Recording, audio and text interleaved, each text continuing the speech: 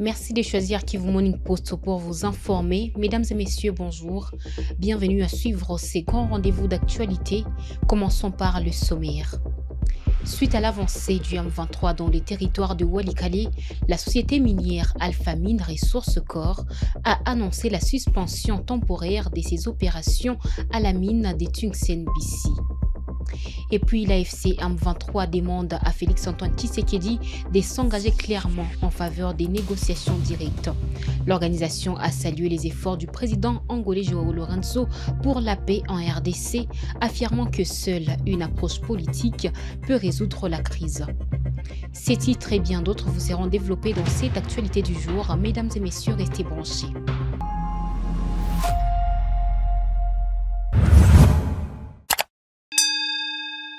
Une fois de plus, bonjour et bienvenue à suivre cette actualité sur Kivu Morning Post Télévision. Alpha Mine Resources Corps a annoncé le 13 mars la suspension temporaire de ses opérations à la mine des Tungsten-BC située dans la province du Nord Kivu en République démocratique du Congo. Cette décision fait suite à l'avancée du M23 AFC qui occupe les agglomérations des Kachebere et Kibati. Le PDG d'Alpha Mine, Jean-Marie Tchiboaboa, a déclaré: la sécurité de nos employés et de nos entrepreneurs reste notre priorité absolue. Dans les circonstances actuelles, nous ne pouvons garantir leur sécurité. Nous avons donc décidé de suspendre temporairement nos opérations et d'évacuer notre personnel non essentiel. Le M23 AFC a occupé Nyabiondo le 9 mars et a avancé vers Kachebere, 13 km à l'ouest, le 12 mars. Cette situation a conduit à Alpha Mine de prendre des mesures pour protéger son personnel. Tchiboaboa a ajouté: nous sommes conscients de l'impact économique, mais la sécurité humaine passe avant tout. Nous espérons que les pourparlers de paix programmés pour le 18 mars en Angola offriront une issue favorable. Le personnel essentiel pour la maintenance et la sécurité de la propriété reste sur place. Alpha Mine surveillera la situation et reprendra ses activités dès que possible. Parallèlement, la société a contacté une entreprise américaine pour plaider en faveur d'une intervention diplomatique des États-Unis face aux menaces sécuritaires croissantes. Concernant les résultats financiers, Alpha Mine a indiqué que la publication de ces résultats pour 2024, prévue pour le 14 mars, pourrait être retardée en raison de la suspension des activités, bien que Tchiboaboa ait précisé qu'aucun retard matériel significatif n'est attendu. L'AFC M23 demande à Félix-Antoine Tshisekedi de s'engager clairement en faveur des négociations directes. L'organisation a salué les efforts du président angolais João Lourenço pour la paix en RDC, affirmant que seule une approche politique peut résoudre la crise. Blaise Bassabossé. Dans son communiqué du 13 mars, l'AFC M23 a réaffirmé qu'aucune solution militaire n'est viable pour résoudre la crise en République démocratique du Congo. Elle a insisté sur l'importance des négociations directes comme unique voie vers une paix durable, en tenant compte des causes profondes des conflits. L'un des principaux obstacles réside dans l'inflexibilité du gouvernement de Félix Tshisekedi. L'organisation a dénoncé les rejets catégoriques par les porte-parole du gouvernement Patrick Muyaya de toute négociation avec la FC23. Cette position est perçue comme un frein aux avancées vers une paix réelle, alimentant méfiance et violence et éloignant la réconciliation nationale. Dans ce contexte, l'AFC M23 a posé une condition essentielle.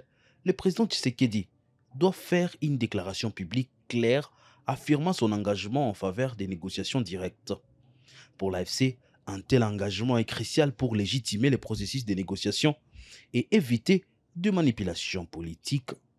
L'absence de ces déclarations compromettrait l'intégrité du processus de paix contenu dans l'Angola, soutenu par l'Angola.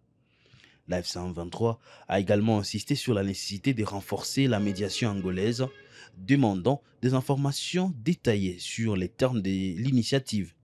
L'organisation a exprimé son étonnement de ne pas avoir été formellement informée, se contentant d'un communiqué sur les réseaux sociaux. Elle a appelé les autorités angolaises à clarifier le rôle et les objectifs de cette médiation pour garantir transparence et inclusivité. La F123 a rappelé l'importance des résolutions prises lors du sommet conjoint de la communauté de l'Afrique de l'Est EAC et la communauté de développement de l'Afrique australe SADC à Dar es Salaam le 8 février 2025. Elle a souligné que ces résolutions doivent être mises en œuvre sans délai car elles constituent un cadre essentiel pour tout dialogue.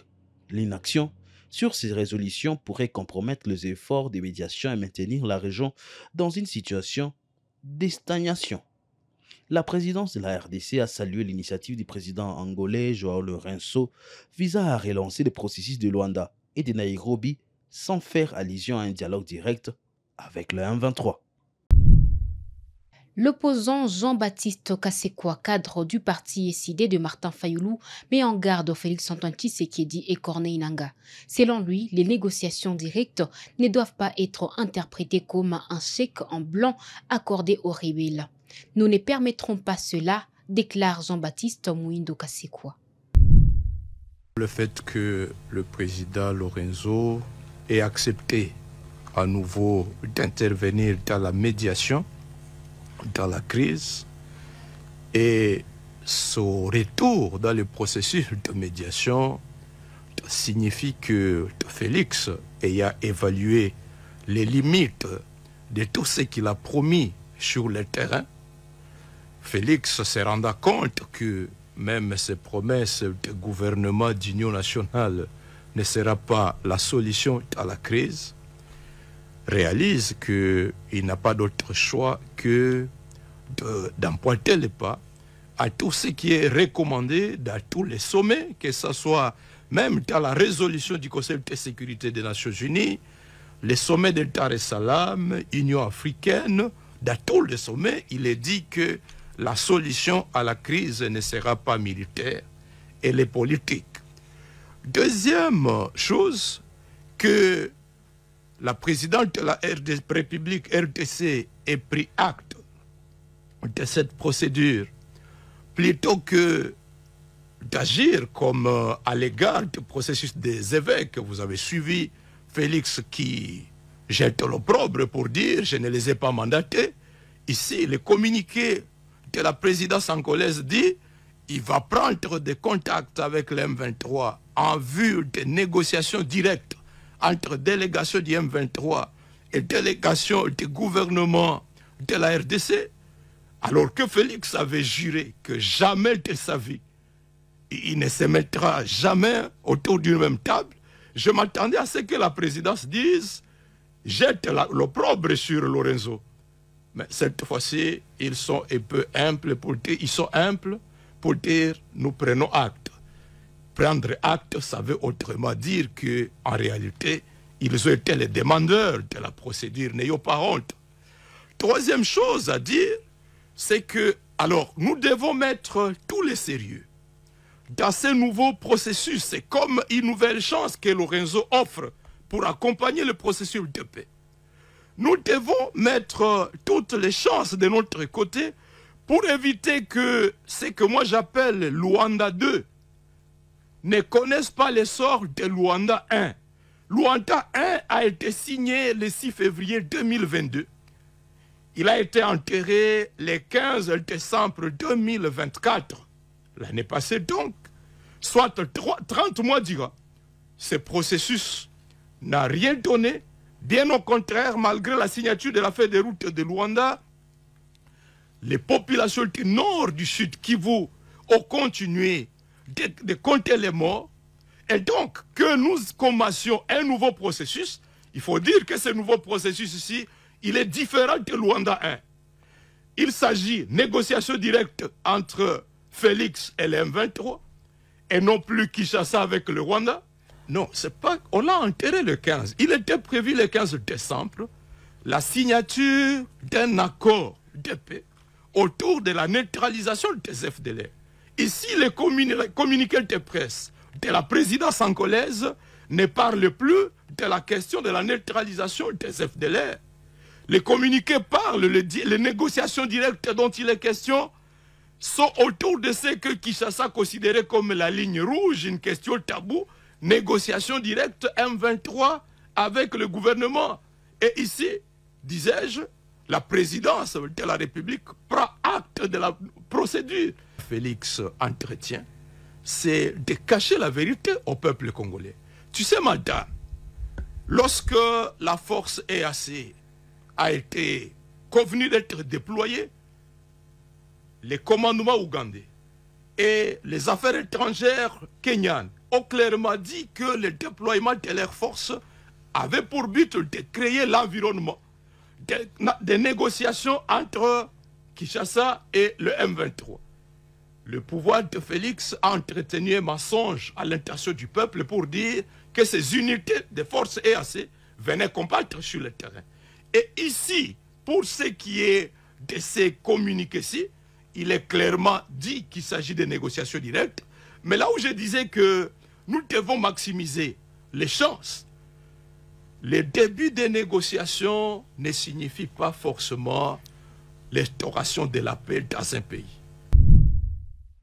Nous poursuivons cette actualité sur Kivu Morning Post, mesdames et messieurs.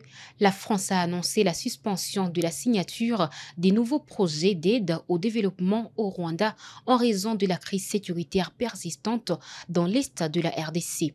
Cette décision s'inscrit dans une série d'actions diplomatiques visant à accroître la pression sur Kigali, accusée de soutenir activement la rébellion du M23 dans les provinces du Nord Kivu et du Sud Kivu. Jospin Hangui.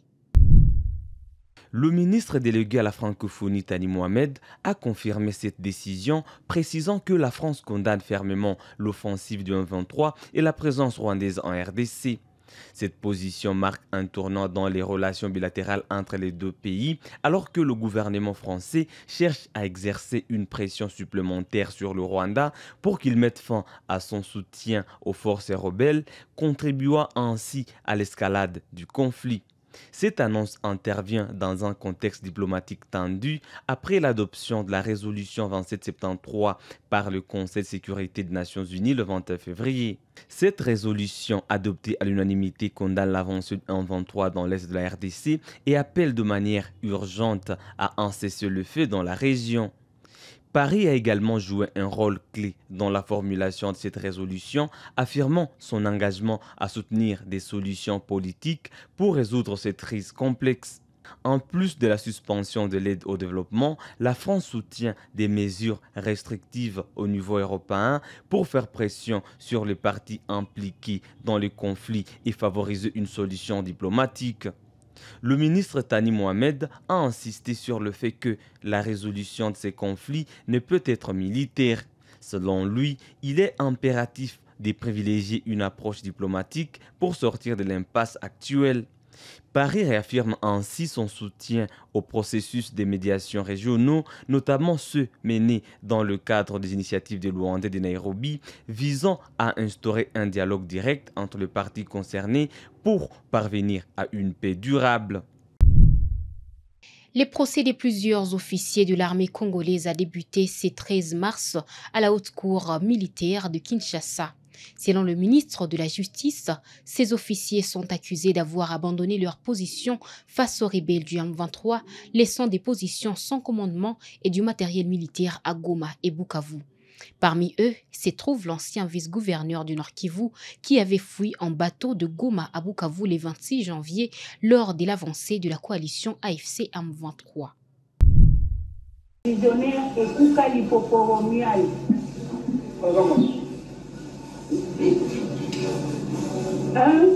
D'être rendu coupable de lâcheté.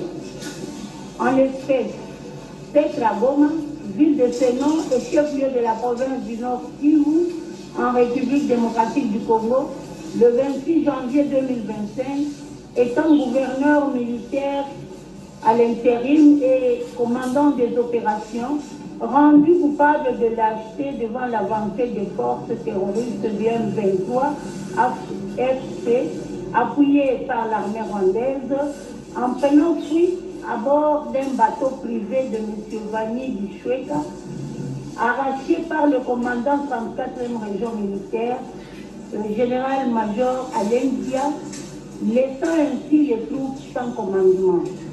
Fait prévu et puni par l'article 57 du Code pénal militaire. 2. Avoir, étant au service des forces armées, de la police nationale et du service national violer une consigne générale donnée à la troupe ou une consigne qu'il a personnellement reçu mission de faire exécuter ou forcer une consigne donnée à un militaire. En l'espèce, avoir dans les mêmes circonstances de lieu et de temps que dessus, étant gouverneur militaire intérimaire du Nord Kivu et commandant des opérations, quitté le chef-lieu de la province du Nord Kivu, violant ainsi la consigne du commandant suprême de FARDC et de la police nationale, répercutée par le chef d'état-major des forces armées congolaises, du reste diffusé par lui-même. Avec cette circonstance que la violation de cette consigne a été commise en présence de l'ennemi ou sous l'état de siège, fait prévu et puni par l'article 113 du Code pénal militaire. 3. Avoir, étant militaire ou assimilé, ou tout individu embarqué volontairement, occasionner la destruction, la perte ou la mise hors service définitive ou temporaire d'un édifice, d'un ouvrage, d'un navire, d'un aéronef, des approvisionnements, de l'armement, de matériel ou de l'installation quelconque à l'usage des forces armées ou concourant à la défense.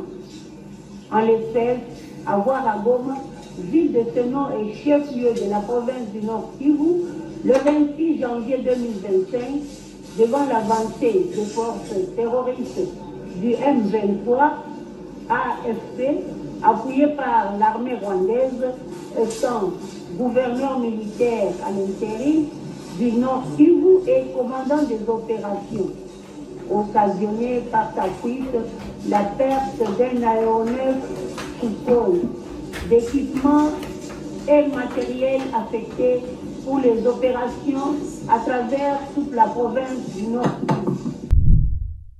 Mesdames et messieurs, c'est par cette information que nous clôturons ces rendez-vous d'actualité sur Kivu Morning Post Télévision. Nous vous remercions de votre fidélité.